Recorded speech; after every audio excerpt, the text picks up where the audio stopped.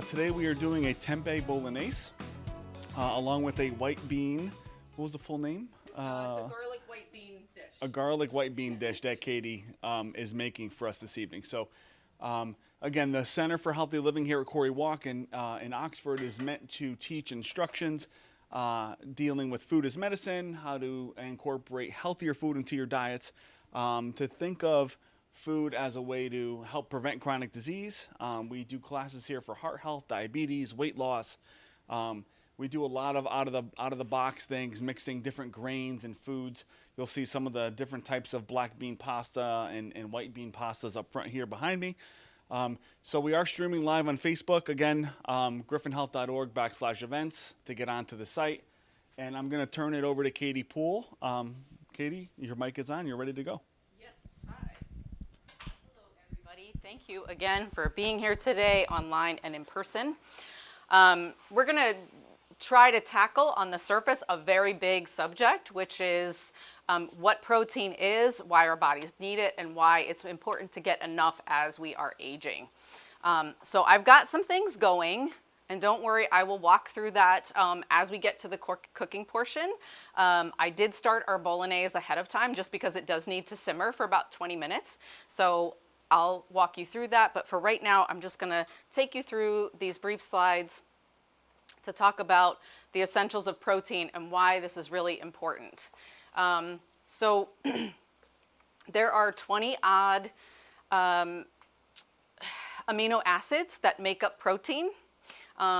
We know that protein is a macrobiotic in addition to carbohydrates and fats that our bodies need. It is an essential building block of our cells. But there are many other things that protein does and the amino acids do for our body, for our organs, and for our tissues. Now, of those 20 odd amino acids that make up proteins, there are, some would argue either 8 or 9 that our body cannot synthesize directly. And that's why we need to get those from food. So that means that's what we're calling, whenever you hear the term essential amino acids, that is what that is referring to. It's those core amino acids that make up proteins that our bodies cannot make on their own, which means we have to get them by supplement or by food.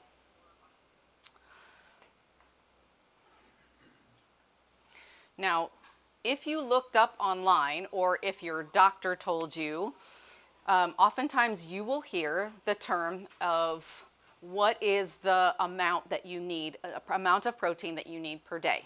Now this is going to vary widely because the amount of protein that you are seeing in the basic USDA recommended daily allowance, it is the minimum amount for an adult male in a sedentary daily lifestyle. So I think it's right around 30 grams of protein, comes in grams, and that's how it's measured, just like carbohydrates and measures of fat. So they're all measured in the same units.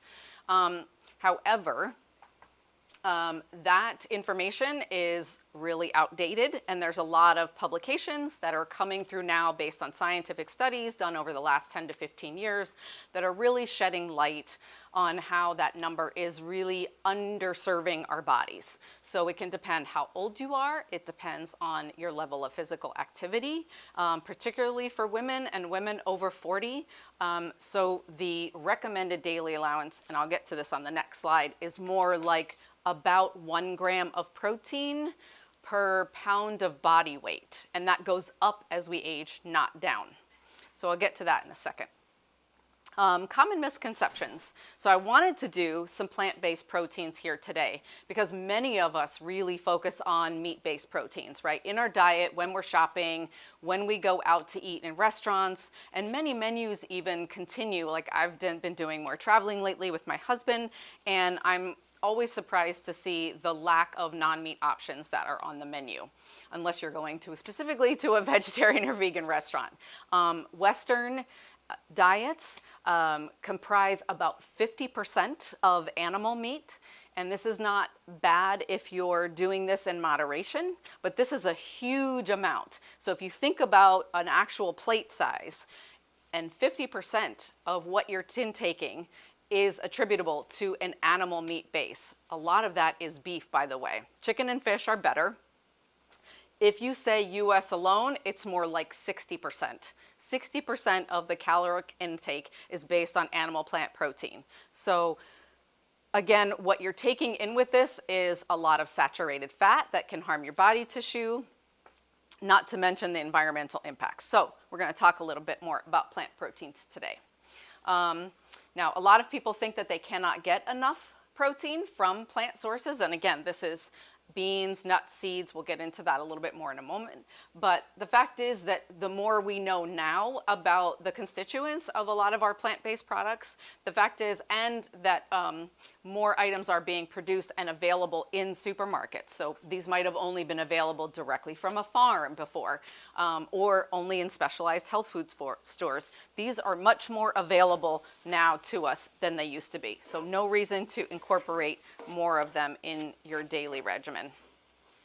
Also, sometimes, as I was mentioning, like particularly with red meat, not so much with chicken and fish, but can be really hard particularly in those excess quantities, for your body to absorb that amount of protein. So incorporating more plant proteins, better bioavailability for your body and for your tissues. Why are we attached to eating so much meat? And there's cultural reasons, there's traditional reasons. Again, it's pushed out to us commercially, supermarkets, restaurants, but we do need less meat as we age. Less meat, but more protein. So there are some benefits to some of the animal proteins. So I was mentioning chicken, particularly fish and fatty fishes. You've got all those omega-3s that are great for your body and your brain. Certain sources contain high numbers of proteins, particularly fish. I mean, if you have not incorporated sardines into your diet, I encourage you to try them. You know, in a can or smoked, spread on a cracker, or pureed into some kind of spread where you can get over the idea of looking at a fish. Incredibly good for you. So I want to recommend that. Again, and the thing with eating animal meats and animal proteins is that they are familiar and they are very satiating. So the thing about getting enough protein in our diets is that, in contrast to carbohydrates and fats, more protein on your plate actually helps you feel more full, so that you won't have those quick sugar spikes after a meal and then craving something again within an hour. And this happens a lot too with women. Like, as we age, we get like more sugar cravings, and having more protein in the diet can help offset that. Just some cons. I pulled out some simple facts about, and I used beef particularly for this slide because I was actually surprised in my stats and research to see and hear how much beef is a part of daily life for most Americans. Now, that might not be you in this room, and that's fine. But the fact of the matter is, it is one of the most readily available proteins we see on menus in the grocery store. It is incredibly heavy environmental impact for our planet, and particularly the US, because we are some of the biggest consumers of red meat in the world. So you can see here, a cow consumes about 1,800 gallons of water per pound of beef produced. Land use, about 2.5 acres per pound. Because most cattle are kept, like if you're doing grass-fed, great, but most cattle and even chicken and pork are kept in feedlots.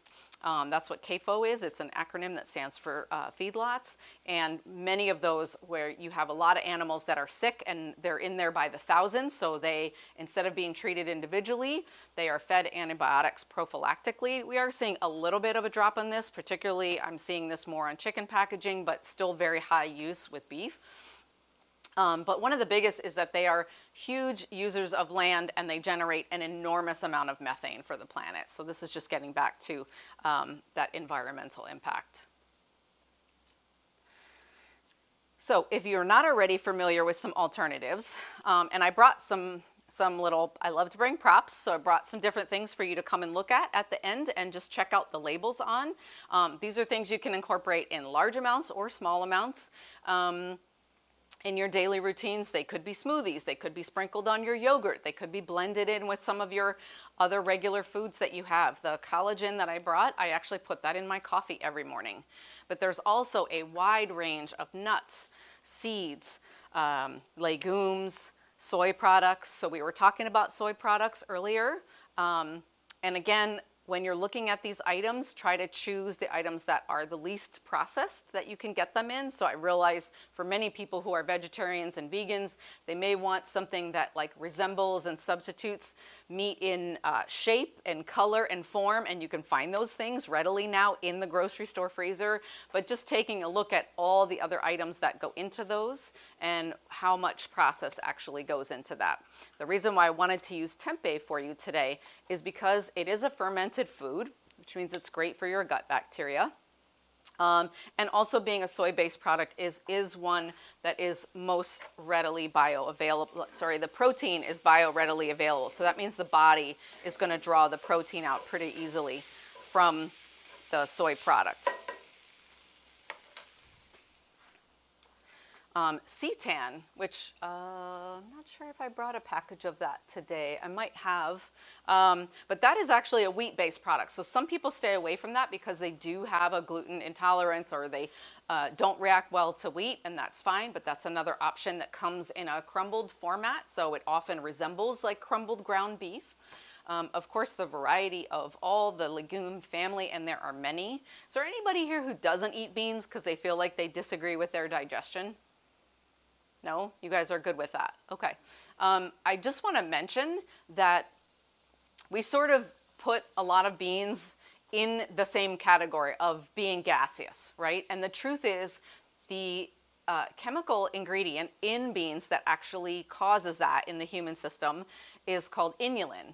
And it can range a huge range, right? Depending on the type of bean or the type of food that you're eating. So another thing that a lot of people grow in their yards that has a lot of inulin, but it's a low carbohydrate food, is Jerusalem artichokes. So if anybody has tried to eat those, a lot of times they can cause that effect. But my point is just to say, try different ones, try them in smaller quantities by incorporating them, because you only need 1/3 to 1/2 cup of most beans. They're very satisfying and have high protein levels. But yeah, for me, red kidney beans don't agree with me, so I stay away from those. And oftentimes if I'm making a chili, I use a different bean that agrees with me more. So try different ones. You can also remove some of that by soaking the beans. Now, a lot of times if they're canned, they've already been soaked, but it's just an item of note to keep in the back of your brain that if you're using a dried bean or a fresh bean, you can a lot of times remove that by soaking them overnight. Nuts and seeds. So pistachios. Pistachios are one of the highest protein nuts out there on the market. So if you see a bag and they look really expensive, just remind yourself you don't need a large amount. Eating them in small quantities can really add a lot of fiber and protein to your diet. Hemp seeds. So I brought hemp hearts with me today, and those actually come either with the outer shell on them, which makes them crunchy, or with that outer shell removed if things get stuck in your teeth, which is what these are, and they're the center part of that seed or nut, and it's much softer. So you can sprinkle it on yogurt. It'll blend into other foods if you're using it as a smoothie. A lot of people have allergies to tree nuts, so hemp hearts and sunflower seeds or sunflower butter are good alternatives for that. And then, of course, there are whole grains. Quinoa, brown rice, and oats are the 3 that have the highest amount of protein for your buck or per serving. And buckwheat, actually, is another one that I didn't list here, which is very high in protein and fiber. Any questions so far? Also peas, right? We don't think about peas as a source of protein, but we are starting to see both protein in a powder form and also in the plant milk category being made from various peas. And so peas are both a starch and a form of protein. So keep those in. Those are on this chart as well. Now, there are these other alternatives, and if you're really craving and seeking that texture of meat, Totally fine to include these. In fact, I brought two forms of tempeh for you today, and there's one that is in a cake format. And this actually is what I'm used to buying. So this is truly like the fermented type. You can see through the package, you can see that this is actually soybeans, and they're pressed into this cake and fermented. It doesn't taste fermented when you open it up. It just, that is the preservation method. There's basically no flavor to that at all. And then I also brought today some in a crumble format, which you'll see when we switch off the slides. And that is another format that you can get these in. So these non-meat alternatives can come in various formats. What you want to do is be looking at the packaging and just seeing what additives might be in there to maybe make them shelf stable or make them colored for you or in the format that you want them in. They could contain oils that are allergenic to our body, including palm oil, which is really bad for the planet, harvesting that, as well as other things, coloring, starches, things like that, that could really affect our digestive system. All right, so getting back again to the amount that we need. So the USDA, as I was saying, recommends about 30 grams of protein a day. That's about, in my opinion, for me, this would be one serving of protein. So 5.5 ounces, the minimum amount that you would want to be having. Now, for a woman that is 40 or under, or a male, you want to be getting about 20 to 30 grams per meal. So that's a whole different ballgame. And by the way, this says per pound. I meant to say per kilogram. So when you look at this slide, that's an error that I realized on the way over here. So as I was mentioning, newer research, newer science is saying anywhere between 3/4 of a gram up to 1.5, and some performance athletes or people who are muscle building, maybe competing in athletics or training or trying to build muscle tissue after like an illness or something like that, could get as high as 2 grams of protein per kilogram of body weight. So what does that look like? Again, we're thinking 20 to 30 grams per meal a day. If you are over 40 or perimenopausal or postmenopausal, we're talking 30 to 40 grams per meal per day. So, and that's not easy to do. Me personally, I strive for between 100 and 110 grams of protein a day, and that's hard to reach. So, I mean, you can do it with additional supplements, not entirely necessary. And again, it's up to you. It largely depends on what your goals are. But I'm going to talk for a minute about what that protein does to our bodies and our brains and the various aspects of organ and things like that, all the different various. So as we are aging, well, let's just say on a regular basis. On a regular basis, proteins and the amino acids that make up proteins affect our mood. They affect our immune system. They affect because what they are doing is they are interacting with the various hormones that are operating in your body that control insulin, right? So insulin is a hormone. Muscle building. So we only think about protein as muscle building, but the fact is that the amino acids are interacting with these hormones that affect our thyroid, our pituitary gland, that regulate sleep. So many different areas that amino acids are actually interacting with all of these important daily functions. And then as we age, we are two things are happening that we're seeing, particularly in the United States. So number one is people often feel like, well, I'm less active, I need less. So there's that misnomer. But at the same time, our bodies are processing it in a different way. So we might not be taking all of the nutrient benefit from the proteins that we're getting, which is why it's important to really increase those amounts as we age. Mental wellness, they can affect your mood, as I said, balancing hormonal function. And then of course, proteins have a lower caloric density than your carbohydrates or your fats. So easier for your body to process, particularly when they're done in combination with those other macrobiotics. But also say about that? Yeah, less difficult for your body to take them up. So again, you're gonna have that more satiation after a meal. Give me 1 second here. I'm gonna add our tomatoes to our bolognese so that this is cooking while I am continuing this.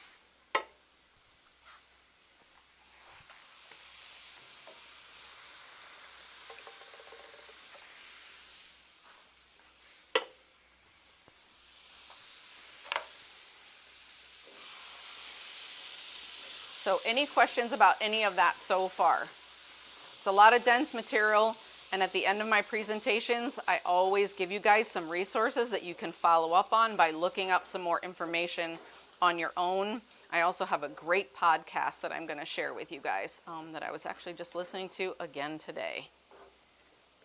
All right.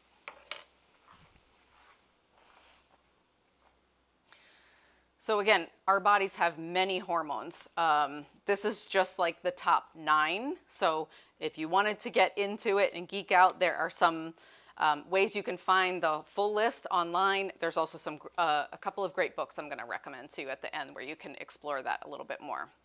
So, all right, we'll get right into it. I think I got to all of the aspects about the amount. Does anybody have any questions about the amount or the things that I was talking about how protein and amino acids are interacting with our body? Everybody good? Okay, great. So then I will jump right in. So what I have done for you today, again, we're making 2 dishes. We are doing a tempeh bolognese. Can you guys all see this on the screen? So they're not looking at your screen yet, Katie? Okay. Okay. Okay, so let me just share this with you before we turn this off. So a couple of resources I wanted to share with you. So Healing with Whole Foods, this is actually a nutrition textbook. It's about 15 years old, so there's even more current scientific evidence other than this, but this sort of blends Eastern traditions with Western medicine, which is why I like it. So it talks a lot. If you are at all interested, you may be able to find this online or in a library. This talks about the reactions of what's happening in your body when you ingest the macrobiotics in a diet. So your carbohydrates, your fat, your proteins. And then it also gets into the Eastern tradition of, if you are in a deficit of something. So for instance, if you are recovering from cancer, or if you, some kind of illness or something like that. So how you can modify what you're eating and how foods will interact with each other. Or if you have excesses. So excess meat, red meat particularly, often causes a lot of the neurodegenerative diseases that we see in the United States. So heart disease, diabetes, high blood pressure. So if you are in an excess, and it will make recommendations for like cooling the body, warming the body. So it's very interesting to get into. If anybody is not familiar and you use Google search as a search engine a lot, there is something called Google Scholar.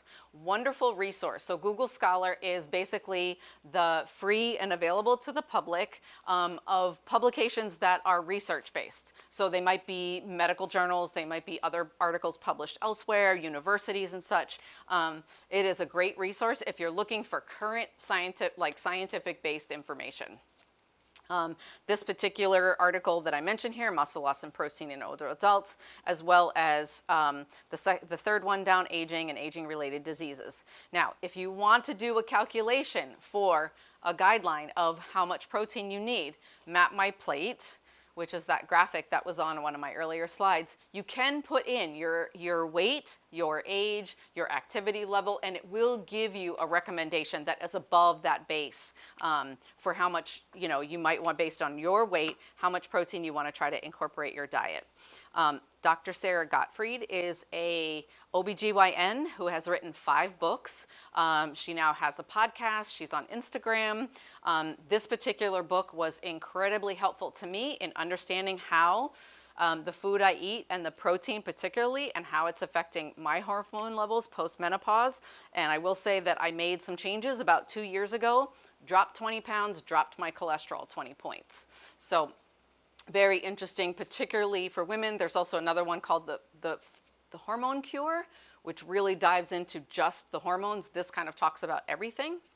And then this also, this podcast is another one. And then finally, I did want to recommend a podcast that I was listening to today, which of course, can't think of it now. I will look at it and get it to you before you leave.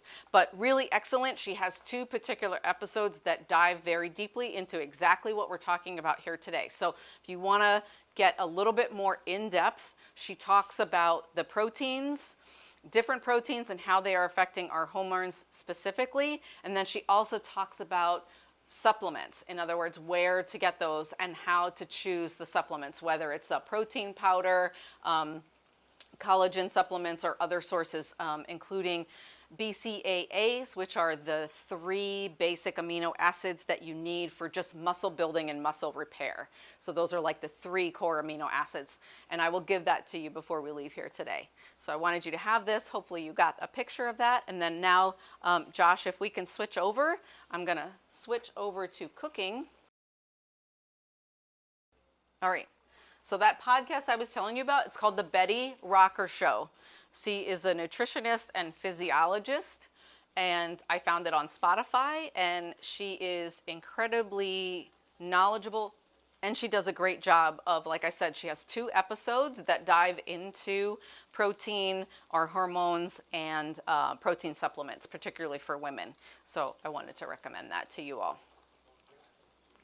I want to wait to get started and make sure you guys can like wave it. Are we good? Have we switched over to the food? Okay, cool.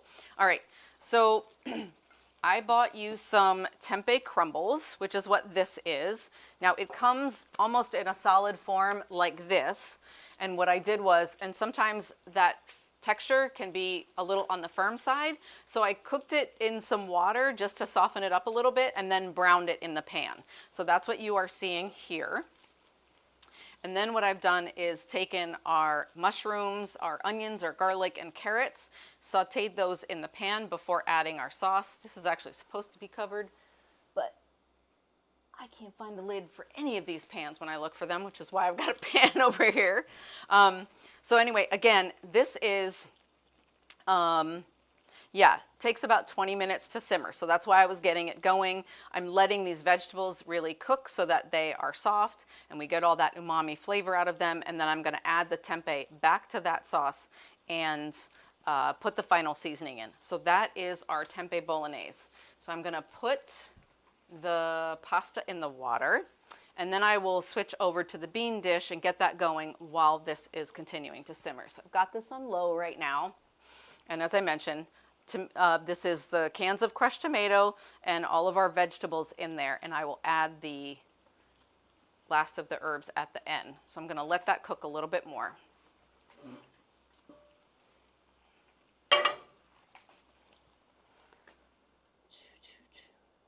Now, if I were making this at home, has anybody made bolognese at home? Yeah? Does your recipe call for the pasta to be in the sauce? No. Okay. I guess I never used to cook it that way. And by the way, typically bolognese is made with the really wide noodles. I chose fettuccine noodles for this today just so it would be easy to serve you all, because I know we're going to make small portions. But essentially, the thicker your Italian sauce, the heartier you want your noodle, right? You want, and why they do the pappardelle is because they want all those meaty ingredients in your sauce to really be clinging to your noodles. If I were doing this at home, I would actually be doing this particular, the sauce dish, in a Dutch oven and doing the noodles right in the sauce. And let me tell you, it makes if you haven't done it that way, it makes a huge difference, because essentially you're cooking your noodles in this sauce and it tastes amazing. So if you haven't tried it, I would highly recommend that you try that at home. I'm actually going to break these so they're a little bit easier to serve.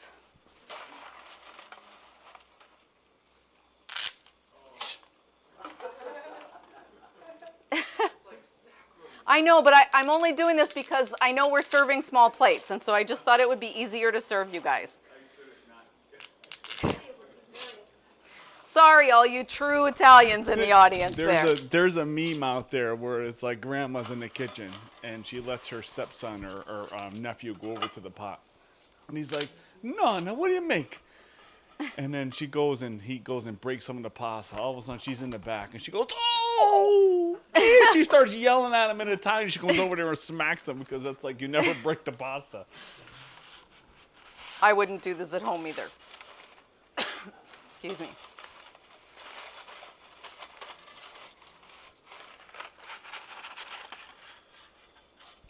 I'm probably going to end up with a lot.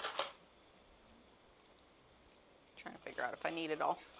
Yeah, I don't know how many you have there. Just 2. Fred said he was hungry, so.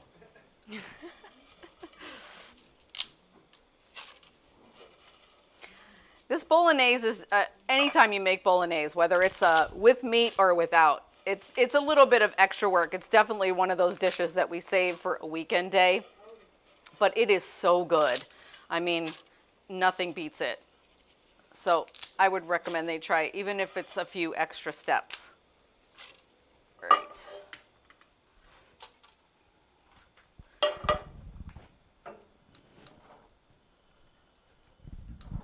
right.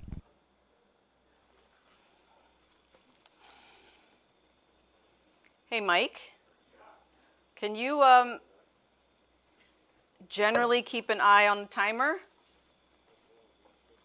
I think we're going to do about 9 minutes.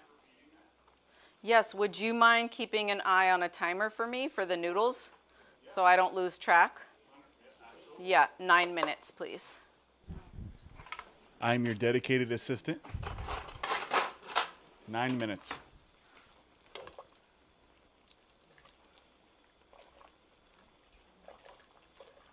Are there any other big no-nos from any Italians in the crowd that I've done so? What's that? Put oil in the water. Oh, don't put a, oh, yeah. I've actually stopped putting, I used to do that very regularly. Otherwise it won't stick to the pasta for a while. Oh, so the sauce won't stick to the pasta? I do not do that anymore, but thank you. I was not doing it for other reasons, but that's a very good reason. So there is a ideal ratio. Again, this is getting deeper into this, but you can do some reading, and this is where a book like this or something can help you, which is how to find the ratio that helps our body so we don't get as much of a glycemic spike, which is, it could be 2 to 1, which is 2, 2 grams of protein to 1 gram of carbohydrate. So that's actually, or could be as high as 7 or 8. So the nice thing is that as you try different things, our bodies are going to react differently. So the thing about nutrition today and what we are seeing and what we know more of is that understanding how our body, like reading about this and getting a good book and understanding what's happening when your body's reacting to something, you can spot when you have an excess of something or a deficiency, or if you're just having trouble digesting. Some people weight their proteins more towards earlier in the day as opposed to the end of the day, which is when we're used to eating a bigger meal, right? Like systematically or just traditionally eating a bigger meal. So front loading your proteins and carbohydrates at the beginning part of the day, or based on when you know you need that energy level. But you can shift the amounts of what you're putting on your plate. So I'm not going to carefully measure this for today. Also, there are lots of other pastas, right? We can do bean-based pastas, which can, if you left the protein or you're loading protein, you could leave the protein out of the sauce and do a bean-based pasta. You could do a vegetable-based noodle where you're doing sweet potato and zucchini noodles instead of a carbohydrate, and just have a small amount of a carbohydrate, or mix the two. My sister-in-law actually mixes hers, and she does some regular noodles and some zucchini noodles. So I hope that answers your question. Yeah. So Katie, when we're for those people that are watching online, to reiterate your question was you were concerned on the why about the potential spike, right, in the insulin when you're combining the carb with the protein. Well, yeah, you're going to get a huge head spike, like Thanksgiving dinner. Right, when you get the tryptophan coma, right? Right, So, exactly. yeah. So I think and just to reiterate a little bit what Katie said, there is an ideal ratio for different people, 2 to 1, could go up to 7 to 1, carbs versus proteins, but there are other alternatives such as zoodling, when you zoodle zucchini and squash, or they do make, like Katie was mentioning, low carb pastas, and they do have the whole bean pastas as well. There's a black bean, there's a white bean. They do make a couple different kinds. So I think that would be the workaround if the concern was to not have the leaching energy drain come on you.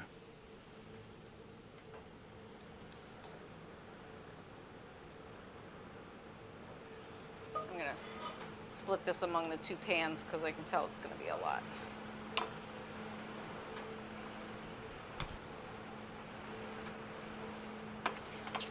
You're at 4.5 minutes on the pasta, okay? Okay, thanks. That's it. Okay, let's see that. So the thing I love about this bean dish is that it cooks really quickly. It's a great way to use fresh tomatoes. You could serve it at room temperature. So this is one of those things that would make a great summer dish. You could even do this on the grill if you wanted to. All right. And all I've done is saute some garlic, and I drained the beans and rinsed them a little bit, even though I put a little water in the pan just so they wouldn't stick. And I'm gonna let those get warm, and then I'm gonna add our chopped tomatoes. Which I've taken. I like to off-season use some of the smaller cherry tomatoes, and I've just done like a really rough chop to these. And I'm gonna put those in as soon as that's warm and just let them cook where they're starting to break down and soften. It says in the recipe 10 minutes. It might not even need to be that long. All right, this is looking really good. So I think I'm going to go ahead and add the tempeh back in. Some of the extra liquid from the tomatoes has cooked off, so it's nice and thick.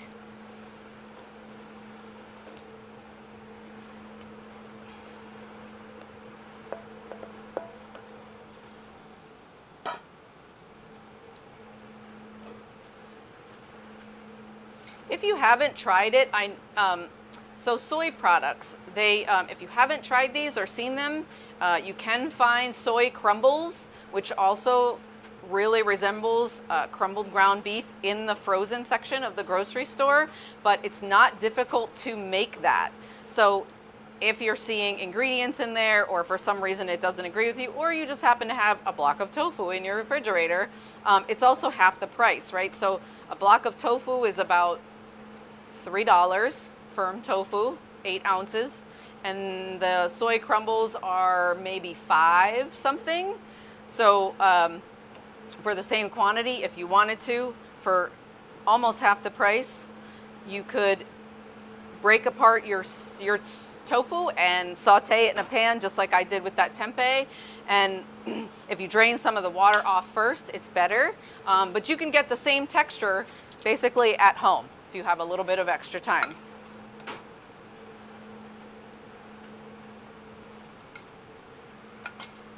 Going to add just a little bit of maple syrup in place of any. Does anybody here do sugar in their tomato sauce? No? I mean, if you buy it in the grocery store, it has sugar already added. Why do you do it? To cut the acidity. Yeah, yeah. So same reason I do. Okay, yeah, that's another way to do it.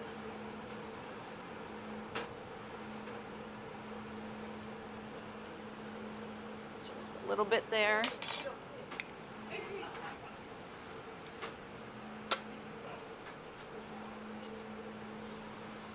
All right, so these are starting to get warm.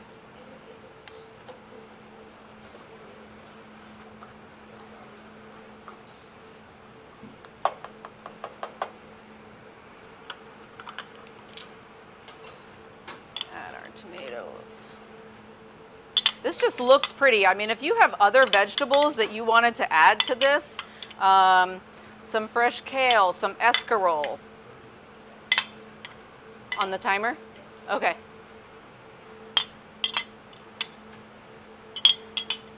I also loved the color of this. I mean, our food should look appealing. We should want to eat it, right?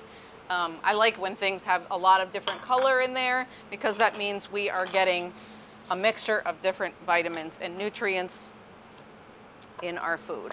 I'm gonna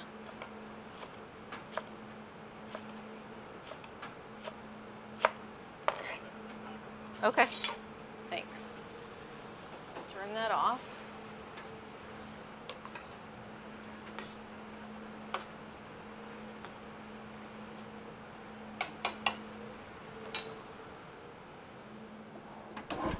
All right.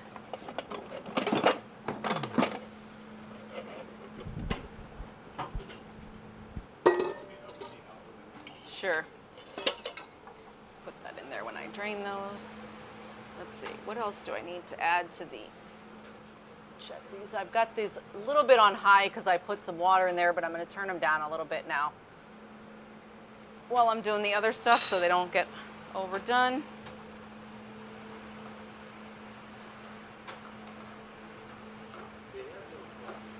Sorry? I have a question. Yeah. Okay. And maybe we could dispel this myth, or is it fact, that soy increases estrogen when ingested by men? So the question to our online folk is debunk this myth, Caty Poole. If the myth is, when men ingest a lot of soy, does it increase estrogen levels? All right, so it is one of the foods that is recommended for women in perimenopause and postmenopause to supplement because it does help replace that loss of estrogen and progesterone. I think men would need to consume a lot in order for it to have any effect.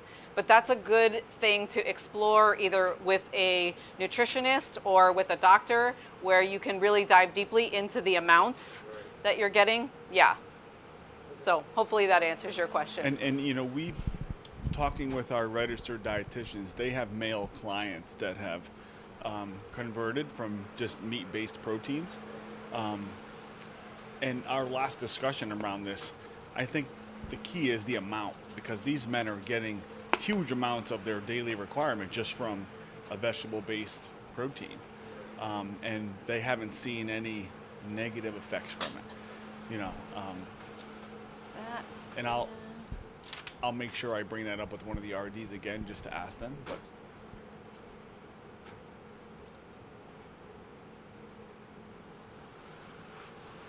if you're asking me any more questions, you're going to have to make sure you get my attention just because this fan is really loud right now. no, it's okay. It's okay. right. We're just enamored by your cooking skill here. We're all watching you, so we're just, you know, we can smell it now. There's aroma here going, even Yep. with that fan on. So, So I'm just basically adding a little bit of seasoning, the seasonings that are in your recipe to each of these dishes. I added the red wine to the sauce, and I'm doing the cumin and some salt and pepper in the beans. And then I'm gonna drain those pasta and we will be pretty close to, getting ready to eat. Let's see, I didn't forget anything, did I? what do you need? Okay.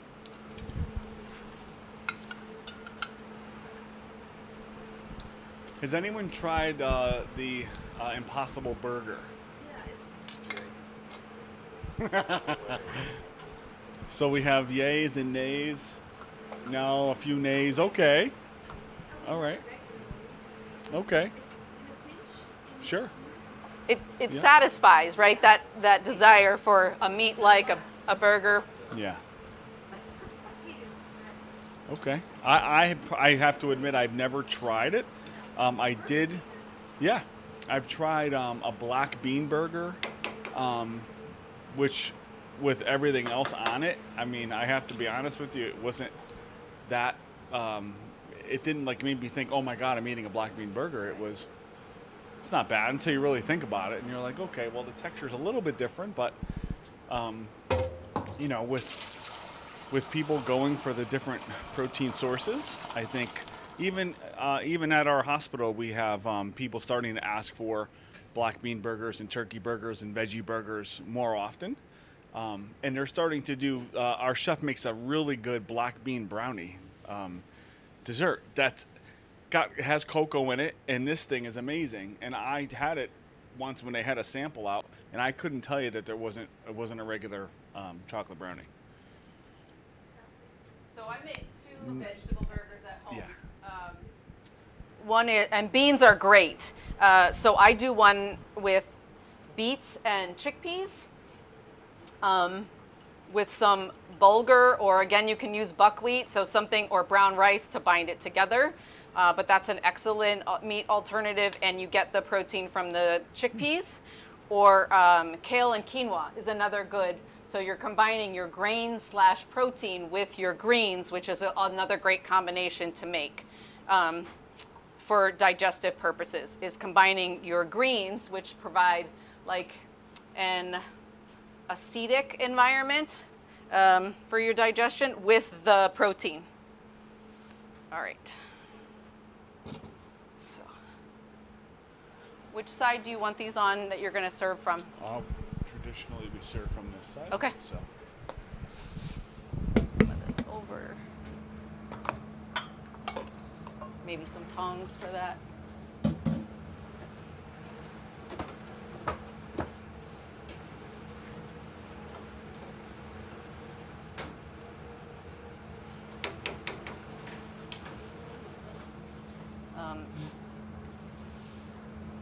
That I'm done. Yes, yeah. So we're just about done. So for those of you who are online or viewing this as a recording, we have strained off our pasta. Our bolognese is just about done here. Nice and thick with all of our ingredients and our seasonings in it. And our bean dish we're going to top with some cheese and parsley, and we will be ready to serve. All right. So we're going to wrap up the online piece to this. So we want to thank everyone that is seeing this or is going to go back and watch this, of course. This will be on our Facebook page and on our YouTube. So if you go to youtube.com and put in Griffin Health, you'll see our videos that we've done here that we've live streamed. They also have the recipe cards with them. You guys have yours here, of course, but for people that could not attend, the recipe is usually attached there. And as a quick reminder for upcoming events, griffinhealth.org/events, you'll see these come up. You can click register and get yourself a seat for one of these.